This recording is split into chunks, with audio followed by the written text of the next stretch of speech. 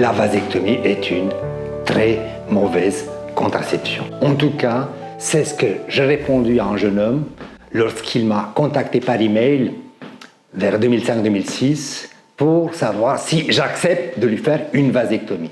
Il justifiait sa demande par le fait qu'avec sa partenaire, il ne souhaite pas d'avoir d'enfant et donc tout simplement, il veut faire une contraception relais à sa place.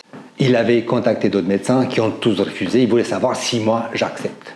Je n'ai pas été très catégorique au départ. J'essaie juste de le dissuader de ne pas faire la vasectomie parce que 2005-2006, j'étais déjà chirurgien à Paris, mais dans ma formation, comme tous mes collègues urologues, nous n'avons jamais eu la moindre formation sur la vasectomie. Je ne savais pas, je ne connaissais pas la vasectomie, on ne connaissait pas les techniques, on ne connaissait pas les détails de la vasectomie.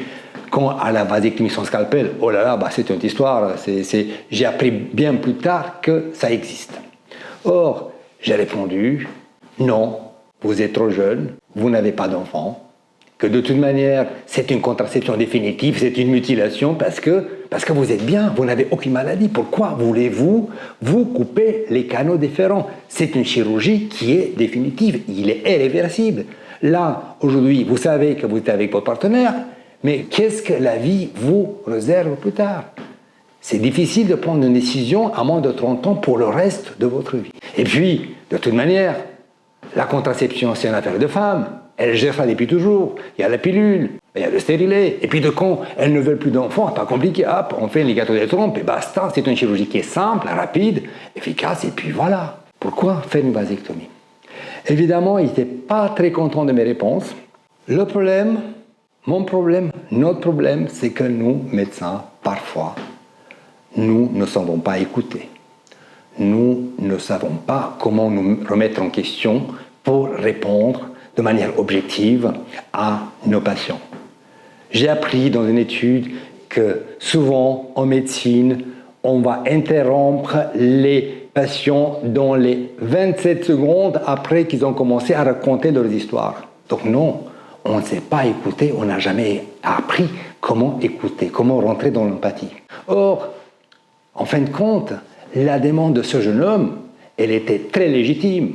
Savez-vous pourquoi il voulait la vasectomie?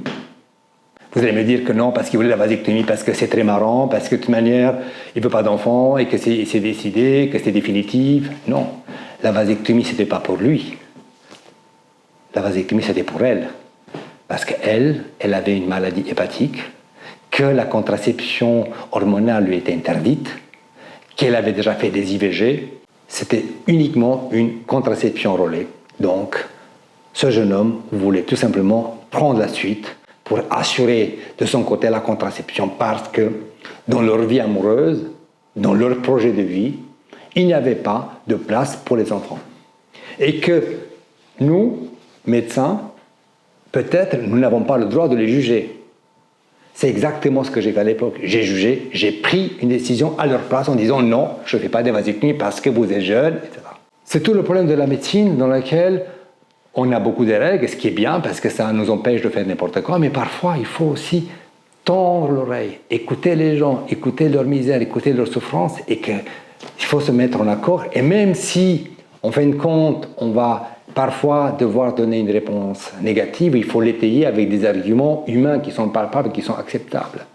Ça, on ne sait pas faire parce que nous, on a une réponse qui est catégorique, on offre, et de toute manière, elle n'a pas le temps parce que la salle d'attente est pleine, donc il faut faire vite. Ça n'a pas été de le déclic. C'est pas parce que j'ai répondu non à ce jeune homme qui est parti un peu désabusé à Londres. D'ailleurs, il a très bien fait. Il est allé à Londres à la clinique Mary Stopes qui fait des vasectomies sans scalpel depuis toujours. Donc, c'est une clinique qui est très connue sur cette contraception par vasectomie sans scalpel.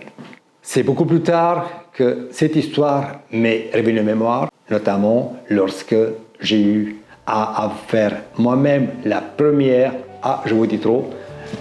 La prochaine fois, on va parler de quoi? On va parler d'une catastrophe. C'est quoi cette catastrophe? C'est ma toute première vasectomie.